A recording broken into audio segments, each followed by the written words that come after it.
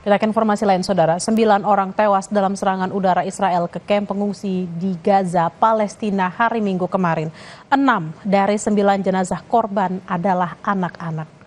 Serangan udara Israel menghancurkan sebuah bangunan tempat tinggal di kamp pengungsi Bureij, Gaza Tengah pada Minggu sore. Selain kamp pengungsi di Deir al-Balah, serangan Israel juga menghantam sebuah tenda di kamp pengungsi Nuseirat di Gaza Tengah. 9 orang tewas dalam serangan itu, 6 diantaranya adalah anak-anak.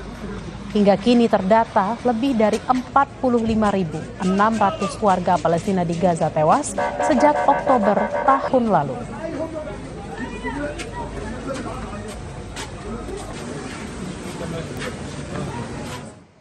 Ribuan demonstran berkumpul di Peshawar, Pakistan pada hari Minggu kemarin. Aksi ini dilakukan untuk mengungkapkan dukungan solidaritas ke warga Palestina.